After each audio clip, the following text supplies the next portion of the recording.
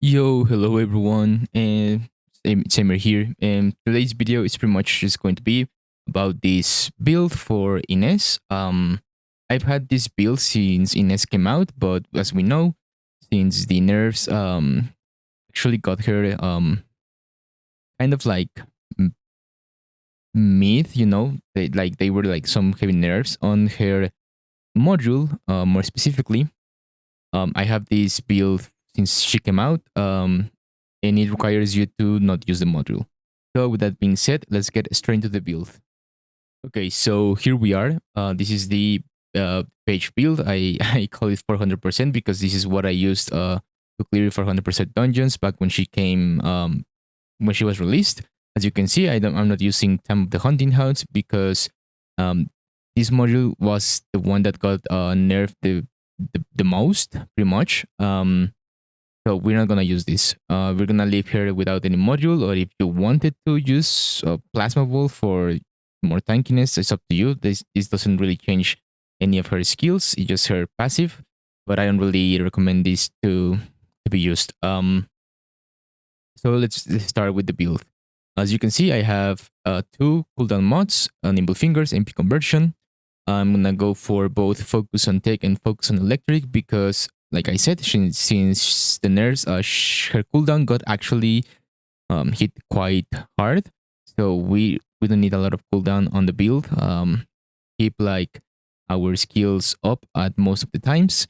So we're gonna go for both Focus on Tech and Focus on Electric. We're gonna go for skill expansion because this still helps our fourth skill, and it also helps our third skill, which in this build, um, our best skill is gonna be the third one, and obviously we want this because this is pretty much are gonna be our main moving skills with how we are gonna get our custom resource. We're gonna go for front lines, skill insight, and skill concentration because we don't really need any other skill critical hit rate module on Ines because of her passive. As you know, the more MP you have, the more critical hit rate you get. So we don't need more than that. But we still want to have it at 100% at all times because yeah, that's what we want. We're gonna go for one HP module. It can be whichever you decide, except for Battle of Stamina because that one gives you very little HP. So yeah, and this one right here, Decimator.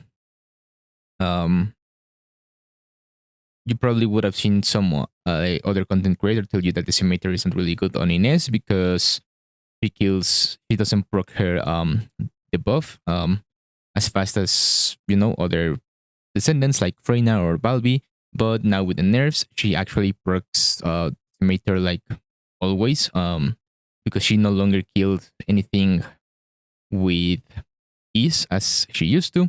So we're gonna go for Decimator for the extra skill power. This can change if you wanted to for some reason. You can change it for multi-talented if you want it. Like I said, I don't know why you would do that, but you can do that.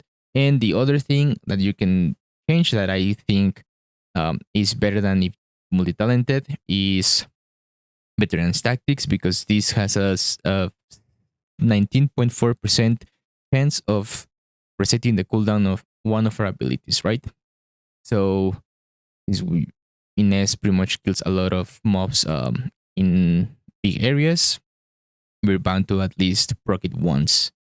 So it's up to you if you want, to gamble the chance of resetting a cooldown. But if not, pick Decimator. Decimator will be your best friend. It will give you the most power.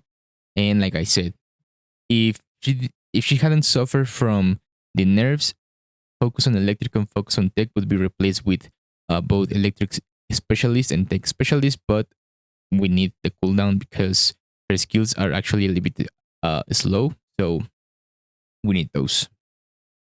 Okay, so for the components, it's gonna be Slayer. There's no better set for her as of now. No, none of the new sets helps her, but Slayer is still reliable. It's still probably one of the best sets in the game too.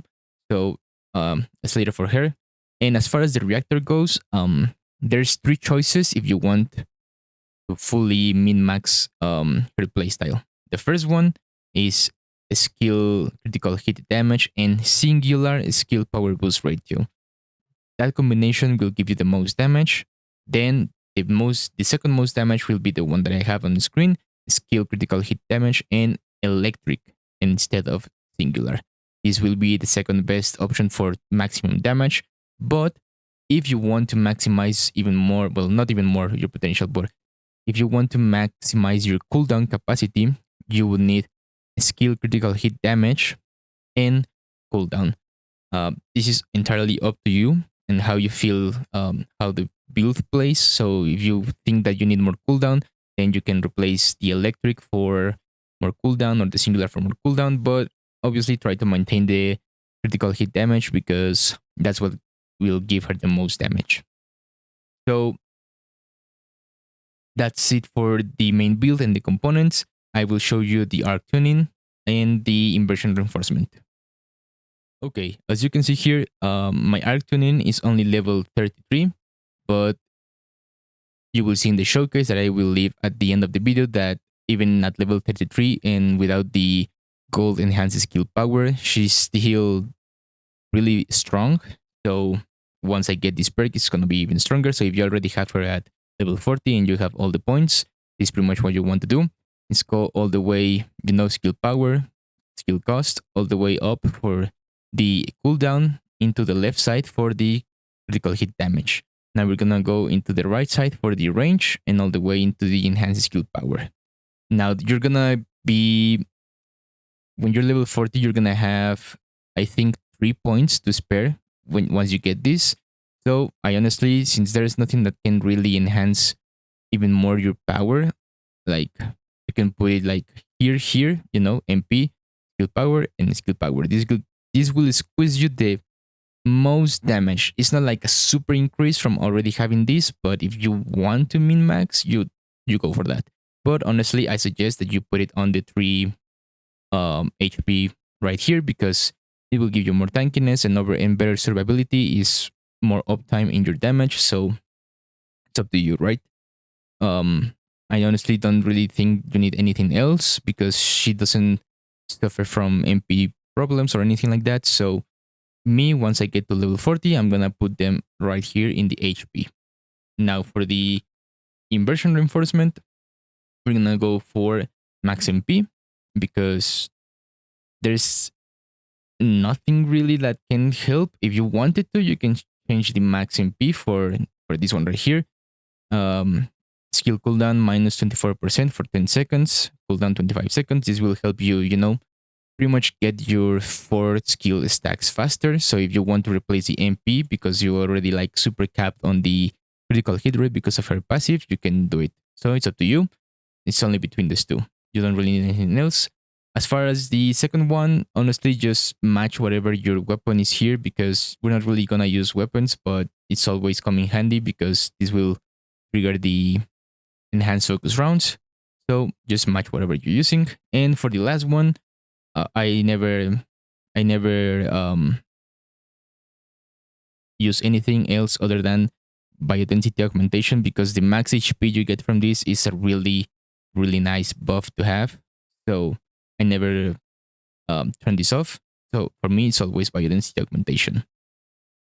And yeah, that's it for the build. I will leave you guys in a showcase at the end of the video and to prove you how strong she still is and how good this build is, I'm gonna do the showcase with this reactor, which you can see is level 2, and it has a launcher weapon class mounted, which is here. But I'm gonna do it with my secret garden. I won't be getting the skill power buff from the reactor. And once I get to the last enemy, to the bosses, I will change to the secret to the restored relic to even know more damage. But you will see how fast it goes without this. And yeah, thank you guys for watching, and I'll see you guys on the next one. Peace.